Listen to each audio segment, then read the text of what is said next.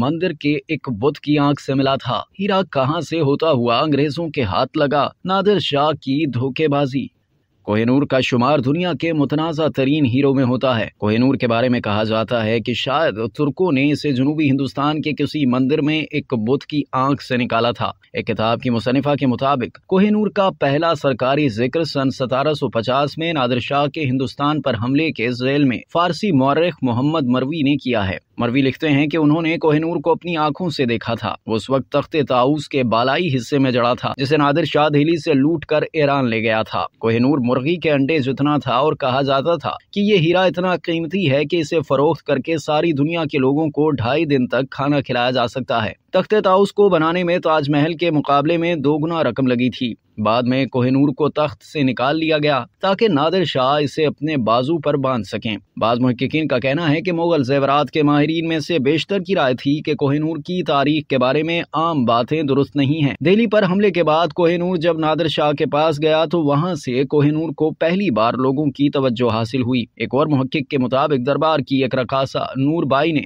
नादिर शाह को खबर दी कि मुगल बादशाह मोहम्मद शाह रंगीला ने कोहिनूर को अपनी पगड़ी में छुपा रखा है। यह सुनकर नादिर शाह ने मोहम्मद शाह से कहा कि आइए दोस्ती की खातिर आपस में अपनी पगड़ियों का तबादला कर लें। इस तरह कोहिनूर नादिर शाह के हाथ आया। जब उन्होंने पहली बार कोहिनूर को देखा तो वो देखते रह गए। उन्होंने उसका नाम कोहिनूर यानी रोशनी का पहाड़ रखा। फारसी के एक मौर्रिख के मुताबिक दिल्ली में 57 दिनों तक कयाम के बाद नादिर शाह ने 16 मई 1739 को अपने मुल्क का रुख किया। वो सदियों से जमा मुगलों की सारी दौलत अपने साथ ले गए। उनकी सबसे बड़ी लूट तख्ते ताऊस थी, जिसमें कोहिनूर और तैमूर के याकूत जड़े थे। कोहिनूर नादिर शाह के पास भी ज्यादा दिनों तक न रह सका। उनके कत्ल के बाद ये हीरा उनके अफगान मुहाफिज अहमद शाह अब्दाली के हाथ आया और सन 1813 में कई हाथों से होता हुआ ये कोहिनूर 1813 में महाराजा रंजीत सिंह के पास पहुंचा। हिंदुस्तान के नेशनल आर्काइव्स में मौजूद दस्तावेजात में इसका जिक्र है। 1839 में महाराजा रंजीत सिंह के इंतकाल के बाद 1843 में इक़्तिदार की सख्त जद्दोजहद के बाद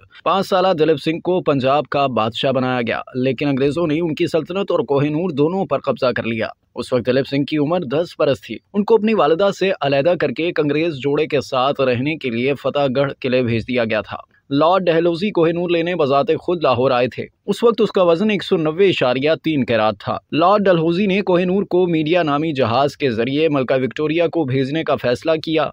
मौरिखीन के मुताबिक जब कोहिनूर को जहाज पर ले जाया गया तो उसके जहाज रानों को भनक भी नहीं लगने दी गई कि वो अपने साथ क्या ले जा रहे हैं। जब वो इंग्लैंड पहुंचे तो उन्हें पता चला कि वो कोहिनूर हीरा अपने साथ ले जा रहे हैं, और शायद इसी वजह से उन्हें इतनी सारी परेशानियों का सामना करना पड़ा। जहाज का अमला हैजे की वबा का शिकार हो गया था। जब कोहिनूर लंदन पहुंचा तो बरतानवी आवाम के लिए इसे क्रिस्टल पैलेस में रखा गया। मुहक्किकीन के मुताबिक कोहिनूर को बरतानिया ले जाने के 3 साल बाद इसकी नुमाइश की गई। इससे पहले कभी भी लंदन में लोगों का इतना बड़ा इज्तिमा नहीं देखा गया था। ये हीरा मशरिक में बरतानिया की ताकत की अलामत बन गया और ये बरतानवी फौजी ताकत के बढ़ते हुए असरात को भी जाहिर करता था।